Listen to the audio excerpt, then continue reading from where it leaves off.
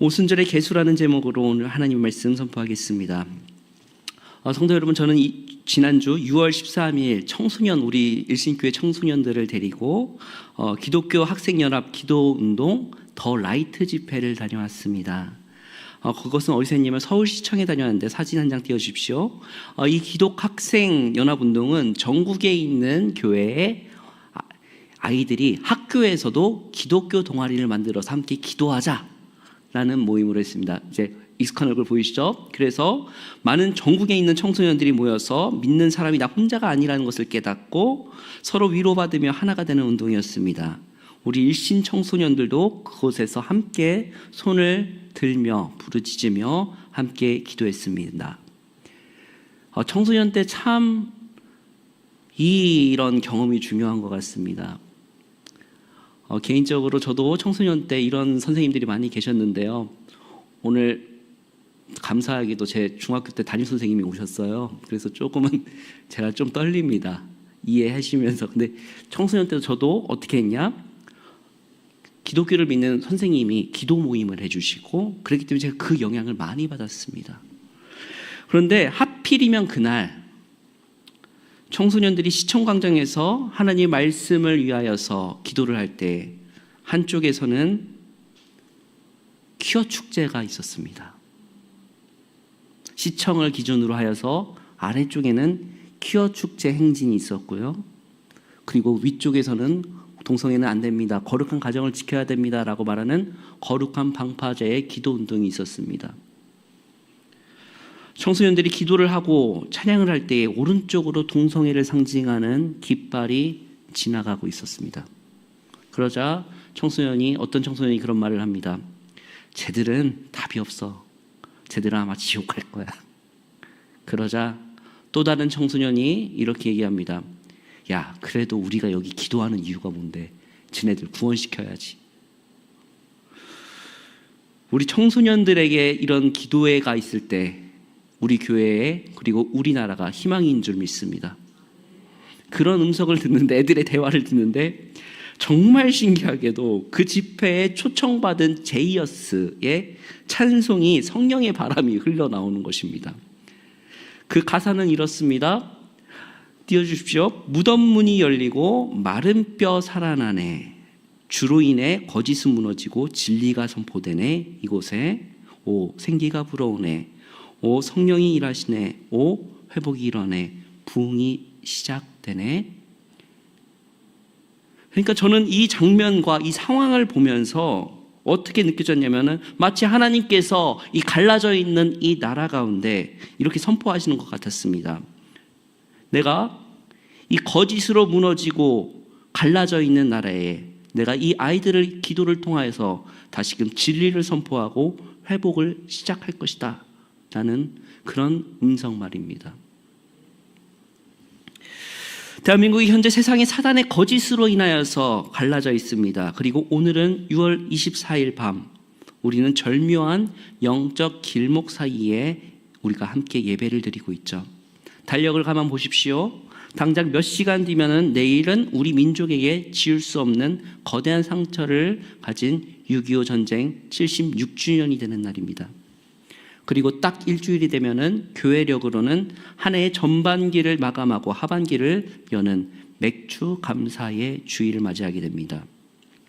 민족의 비극과 그리고 역사적인 날과 하나님의 은혜를 헤아리는 이 절기 가운데 바로 우리가 이 사이에 있다라는 것입니다. 지금 교회력상으로는 부활절을 지나고 성령 강림절, 오순절을 지나서 우리가 오순절 4번째 주일, 오순절 5번째 주일을 맞이하고 있는 상황입니다. 은혜의 대절기가 끝난 후에 우리가 찾아오고 있는 염려와 영적 잡초를 기경하며 하루의 은혜를 살아가고 있는 이 영성이 우리가 지금 지내고 있는 시기죠. 그런데 오늘 밤 주님은 레위기 23장에 맥추절 규례를 통하여서 아주 깊은 구속사적인 비밀을 알려주십니다.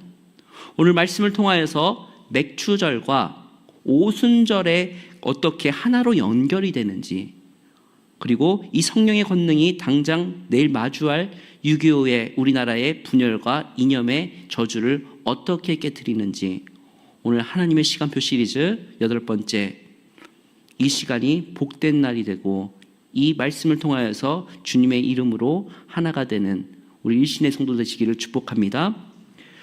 첫 번째로 오늘 본문 레위기 23장 구약 맥추절은 아주 독특한 날짜 계산법을 소개합니다. 오늘 본문 15절과 16절입니다. 함께 읽겠습니다. 시작.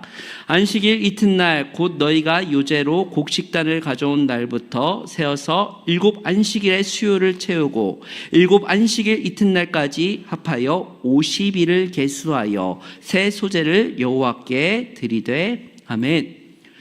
성경은 맥추절을 77절 7 곱하기 7주가 7번 반복되는 이 시기를 혹은 첫 열매를 바친다라고 해서 초실절이라고 말합니다. 맥추절, 77절, 초실절이라고 합니다. 그런데 이 첫 곡식단을 바친 후부터 시작해서 7주, 즉 49일간의 날짜를 하루하루 손으로 계수하며 정확히 50일째 되는 새 소제를 드리라고 명령하시죠. 그리고 이 50일이 되는 날 헬라어 표기로 오순절이 바로 무엇이냐? 펜타코스트, 오순절이라고 말하는 것이 바로 이 맥추절과 오순절의 공통점입니다. 즉 구약의 맥추절과 신약의 오순절에는 다른 절기가 아니라 동일한 하나님의 시간표에 있어서 하나님의 사건이라는 것입니다. 이 연결성이 왜 중요하냐? 구약의 농부들이 49일 동안 가뭄과 염려를 걱정하면서 땅을 기경하며 마침내 거두었던 보리의 첫 열매는 신약에 이르러서 어떤 것으로 연결됩니까? 마가의 다락방에서 성령의 열매로 완성되기 때문에 그렇습니다. 다시금 설명드리자면 6월절의 어린 양이신 예수 그리스도께서 6월절 어린 양을 통과하고 그 이후에 예수님이 부활하신 후 50일이 지나서 오순절날 약속하신 성령이 임하셨습니다. 성령이 임하자 우리가 저번에 한번 말씀을 드린 것처럼 세상과 염려와 두려움에 사로잡혔던 모든 제자들이 이제는 담대함을 얻고 그리고 뛰쳐나와서 복음을 전하기 시작했습니다. 그 성령의 역사로 말미암아 이 땅에 태어난 첫 열매가 무엇이냐? 바로 예수 그리스도의 피로 산 공동체, 바로 교회입니다. 그러니까는 우리가 맥추절과 오순절, 그리고 오순절에 성령 강림 후에 나온 첫 열매가 과연 무엇이다? 우리 그리스도인들의 공동체인 교회라는 것입니다. 구약의 맥추절이 땅에서 나는 곡식의 첫 열매를 드릴 날이었다라고 한다면은 신약의 오순절은 성령을 통해 거두었던 하늘의 첫 열매, 바로 그 첫 수확의 축제라는 것입니다. 그러므로 우리가 일주일 뒤에 지켜야 될 맥추감사주일은 단순히 물질적인 소산을 감사하는 날이 아니라 오순절 성령이 내게 임하여서 내 인생의 주권이 나에게 있는 것이 아니라 하나님께 완전히 귀속되었고 선포하며 또한 교회로서 고백하는 날이기도 하다라는 것입니다.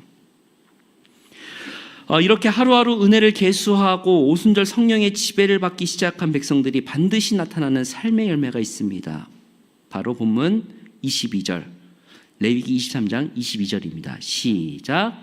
너의 땅에 곡물을 벨 때에 밭 모퉁이까지 다 베지 말며 떨어진 것을 줍지 말고 그것을 가난한 자와 거류민을 위하여 남겨두라. 나는 너희의 하나님 여호와임이라. 아멘. 내 힘으로 농사지어서 창고를 꽉꽉 채우고 있어야지 내가 부자가 될 수 있다, 생존할 수 있다라는 것은 바로 사단이 주는 거짓자입니다. 왜냐? 하나님의 내가 채운다. 너의 곡간은 내가 채운다. 그리고 하나님께 구별하고 드려라. 그리고 하나님이 공급하신다라는 그 믿음을 갖고 있어야 되기 때문입니다. 이삭 하나라도 더 주워 모으려고 하는 것이 아니라 분명히 여기다가는 다 베지 말고 가난한 자와 거류민을 위하여서 남겨두라. 나는 하나님 여호와라라고 하셨습니다. 우리나라에도 그런 문화가 있었습니다. 감을 따더라도 맨 위에 것까지 다 따지 말라고 어른들이 가르치셨어요. 뭐라고 했어요? 그 까마귀 밥이다. 그런 문화가 있었죠. 마찬가지로 절대 다 밭 모퉁이까지 다 베지는 말라고 하셨습니다. 그리고 나서 오순절 성령을 통과하여 내 인생의 시간표의 주인은 내가 아니라 하나님 하늘 아버지이심을 고백하며 공급하시는 하나님의 역사를 통하여서 예수 그리스도의 제자들의 땅에 대한 태도는 어떻게 교회에서 바뀌었습니까? 바로 내 밭 모퉁이를 남겨두어 가난한 자와 나그네를 책임지는, 먹이는 땅의 책임을 하고 있는 것이 바로 그리스도인의 교회라는 것입니다. 그리고 이 구약의 맥추절의 이 말씀이 오순절 성령 강림 때 어떻게 더 구체적으로 성취되었습니까? 우리는 사도행전을 통해서 이 사건을 알고 있습니다. 초대교회에 성령이 임하자 내일의 생존을 염려하고 걱정했던 이들이 가난한 자와 약자들을 도와주고, 그리고 밭 모퉁이를 남겨주는 맥추절의 그 정신이 5월 오순절의 성령 충만으로 인하여서 유무상통하는 복음 공동체의 모습이 출현하게 된 것입니다. 그러니까 이 맥추절과 오순절이 가르쳐주는 이 온전한 주권과 사랑이 바로 우리가 지금 지내고 있는 오순절 후 주일, 그리고 곧 맥추절을 맞이하고 있는 이 사이에 우리가 성경을 통하여서 다시금 생각해 볼 수 있는 말씀이다라는 것입니다. 그런데 하나님께서는요, 말씀드렸습니다시피 너희가 이 말씀을 잘 지키면 축복을 받을 것이나 너희가 이 말씀을 지키지 않으면 저주를 받을 것이다 라고 분명히 그 이후에 말씀하십니다. 하나님께서는요, 인간에게 임하는 엄중한 경고가 바로 이후에 나오는 레위기 26장인데 바로 축복과 저주의 시간표가 분명하게 나오고 있습니다. 하나님의 복과 저주의 갈림길을 선포하시며 26장에는 가장 먼저 뭐를 얘기하시냐? 가장 첫 번째로 하나님이 가장 싫어하시는 것, 무엇을 말합니까? 우상 숭배를 말씀하십니다. 우리 레위기 26장 1절 한번 같이 읽겠습니다. 시작. 너희는 자기를 위하여 우상을 만들지 말지니 조각한 것이나 주상을 세우지 말며 너희 땅에 조각한 석상을 세우고 그에게 경배하지 말라. 나는 너희의 하나님 여호와임이라. 아멘. 우리에게 가장 무서워야 될 것, 우상 숭배. 제가 몇 번을 좀 계속해서 얘기한 것 같습니다. 우리가 잘못 만든 이념과 사상이 우상이 될 수 있다라고 말입니다. 진짜 무서운 우상은 우리 눈에 보이는 돌덩어리가 아닙니다. 교회가 복음의 주권보다 더 숭배하고 있고 내 눈에 보이지 않는 이념이 더 무서운 우상이 될 수 있습니다. 바로 이 시기에 우리가 생각해야 될 우상, 바로 내일이 6.25 전쟁 기념일입니다. 저는 이번 학기에 공부를 무엇을 공부했냐면 한국교회사를 공부했습니다. 한국교회사를 공부하니까 거기서 이제 민족주의라든지 다른 것들을 많이 공부하는데, 특별히 한국 기독교가, 특히 우리 장로교회가 남한 정권에 내려와서 반공주의 노선과 함께 발을 맞추어서 교세를 확장한 것은 부인할 수 없는 사료적인 사실입니다. 북한 정권의 참혹한 무신론적 박해를 받았던 북한에 있는 주민들이, 그 성도들이 피눈물이 흘렀기 때문에 이 땅으로 남아하였고, 그리고 반공은 한때 교회를 지키기 위한 처절한 생존수단이었습니다. 그런데 지금 오늘날 한국교회가 이 시기만 되면 참된 신앙의 길을 잃어버리고 집단적인 미움과 진영 논리의 늪에만 헤매고 있는 이 치명적인 이유가 바로 우리들의 이 상처 때문입니다. 그런데 그것은 참된 기독교인의 애국과 정치적 반공주의라고 하는 이 미묘한 차이, 그리고 그러면서도 거대한 결과를 내놓는 차이 가운데 우리가 이것을 성서적으로 바르게 구별하지 못하기 때문입니다. 우리는 분명히 한국의 교회 역사 중에서 이 기준을 완벽하게 보여준 분들이, 그 신앙의 선배들이 많이 계십니다. 바로 일제시대 때 신사참배를 저항하다가 순교하신 주기철 목사님이십니다. 많은 사람들이, 역사가들이 주기철 목사님을 애국자로서만 소비하고 있는데, 일제에 저항한 독립운동가이자 애국자라고만 소비하는데 이것이 본질이 아닙니다. 주기철 목사님은 일제의 칼날 앞에서 타협하지 않고 일사각오의 길을 걸었던 것은 1차적인 동기는 정치적 민족운동이나 반일적 이데올로기가 아니라 오직 여호와 외에는 다른 신을 두지 않겠다라는 하나님의 제1계명을 사수하기 위함이었습니다. 사람들이 많이들 착각하는데 주기철 목사님이 후일담에 이런 얘기가 나온대요. 주기철 목사님이 일본 순사들이 잡으러 오려고 하니까 도망갔답니다.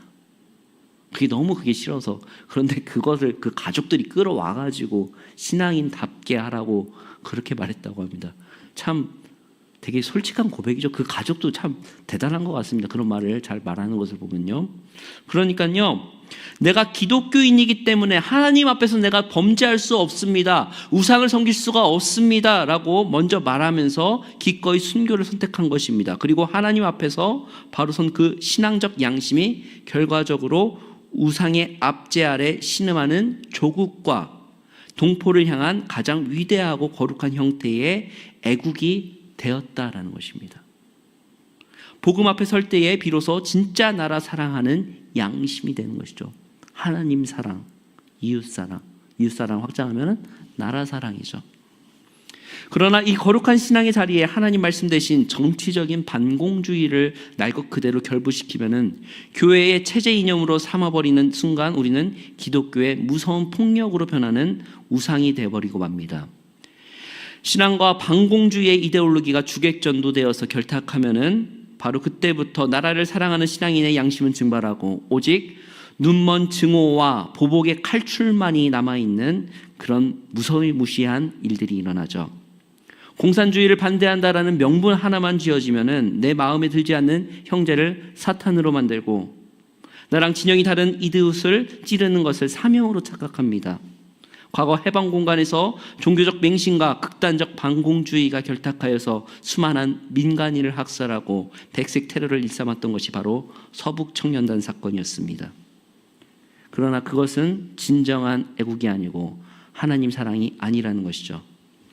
복음의 이름을 도용한 가장 추악하고 잔인한 폭력이었습니다. 하나님의 땅을 더럽히는 우상 숭배였다라는 것입니다. 한국 교회사 중에서도 우리는 이 이념의 과오와 신학적인 굴조를 이제 빠져나와야 되며 그리고 이제는 반성해야 됩니다.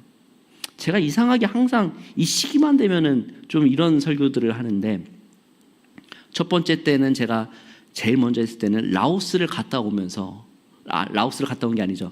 라오스 친구들을 섬기면서 또 이제 남아공 친구를 섬기면서 그때가 하필이면 딱 6.25 날이었거든요.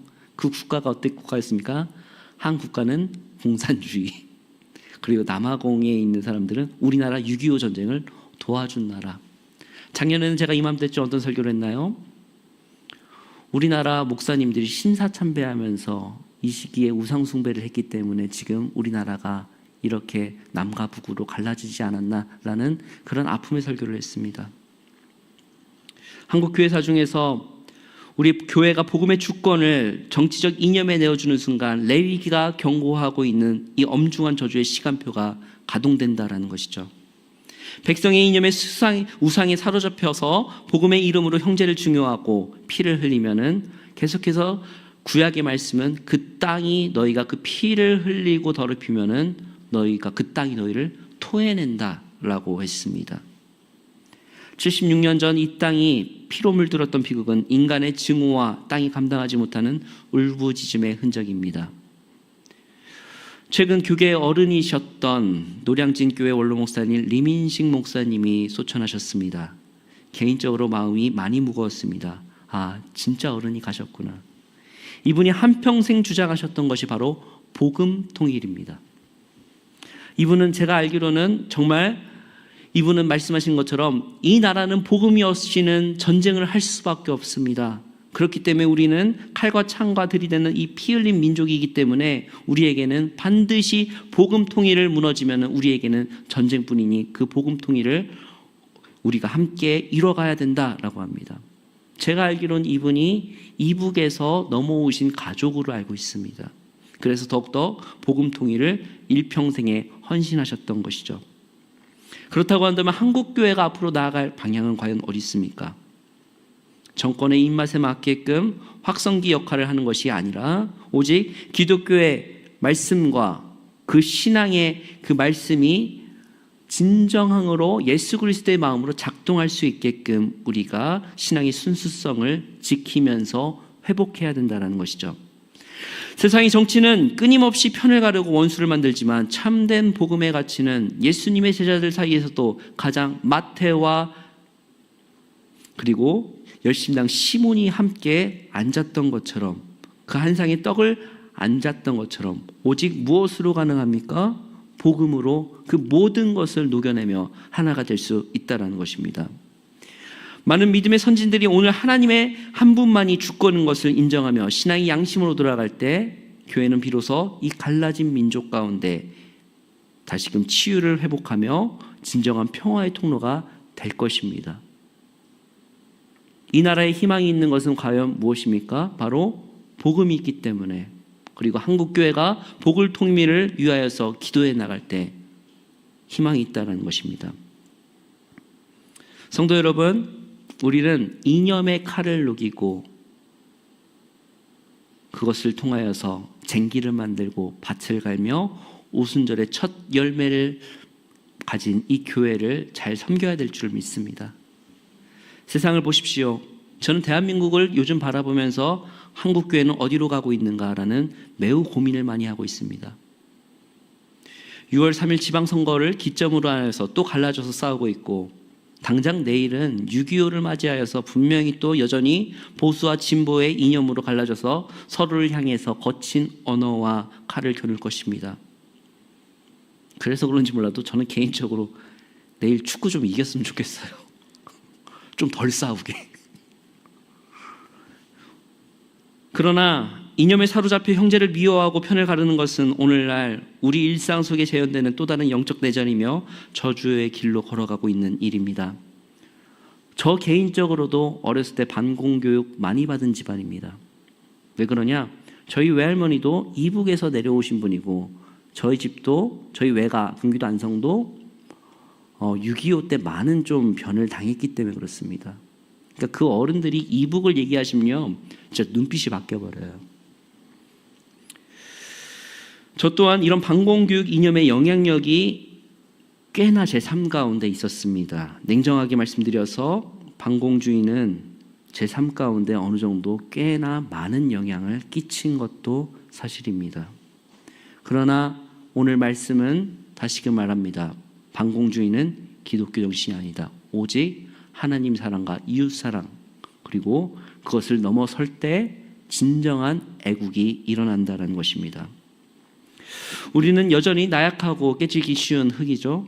그러나 6월 24일 오늘 밤 주님은 맥추절을 일주일 남긴 우리들에게 이렇게, 우리 일신 공동체를 향해서 이렇게 말씀하고 계십니다. 사랑하는 아들과 딸아, 왜 너는 세상의 이념에 영혼을 팔고 염려하며 편을 가르고 있느냐?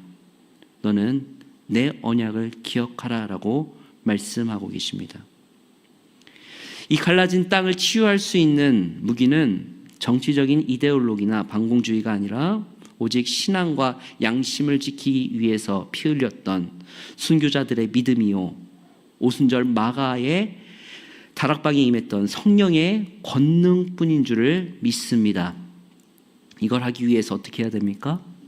구체적으로 말씀드리자면 결국에 훈련해야 된다는 것입니다. 운동을 하다 보면요, 딱 그 훈련한 만큼 나옵니다. 그 기록이 나옵니다. 몸이 그것을 기억하고 그대로 나오죠. 근육이 그것을 기억합니다. 머슬 메모리라고 합니다. 그러면서 우리 신앙인들의 훈련은 과연 무엇입니까? 나의 언행과 시선, 그리고 내 몸들에서 나오는 그 모든 것들을 점검하고 신앙을 훈련해야 된다라는 것이죠. 저 또한 다시 점검하니까 왜 그렇게 많이 부족한 것들이, 그 마음이 상하고 체력이 상하면요, 저도 불쑥불쑥 나와요. 참 반성해야 될 지점입니다. 주일날 목사님께서 설교하신 우리의 인생의 거짓 선지자들이 내 삶 가운데서도 너무나 많은 것입니다. 다시 말씀드리자면 제게 있어서도 거짓 선지자가 된다고 한다면은 반공주의가 제게 있어서도 거짓 선지자의 역할을 했던 것 또한 사실입니다. 제가 매일 아침 저녁으로 숨이 턱 차올 때까지 뛰고 또 펜을 들어서 다시금 삶을 점검하면서 저널링을 하는 진짜 이유는 인역의 너무나 많은 이념의 소음 속에서 내 힘으로 내 일을 통제할 수 없음을 인정하고 내 본래의 가치를 다시금 내가 주님만을 의지하지 않으면 흑일 수밖에 없는 존재임을 기억하며 다시금 진영 논리의 잡초를 말씀의 쟁기로 말씀만을 다시금 기경하기 위해서 그렇습니다. 우리는 말씀을 통하여서 내 가운데 있는 계속해서 올라오는 거짓의 풀들을 기경해야 됩니다. 잡초 어떻습니까? 좀만 지나면 바로 자라갑니다. 제가 지난번에 밭 한번 보여드린 적 있죠? 그 풀 정리한다고. 지금 몇 주 사이에 엄청 자랐어요. 지금 우리 교회 풀도 좀 정리해야 돼요. 어쩜 그렇게 잘 자라는지 모르겠어요. 그것이 무엇이다? 내 안에 있는 거짓자들. 오늘 밤부터 일주일 동안 내 뜻대로 인생을 통제하려고 했던 이기적인 시간표를 이제는 멈추십시오. 하루하루 은혜의 분량대로 다시금 그 삶을 다시금 하나님 앞에서 계수하십시오. 반공이라는 이름의 증오와 이념을, 이름의 무서운 그 폭력의 우상을 이제는 십자가 앞에서 깨트려야 됩니다.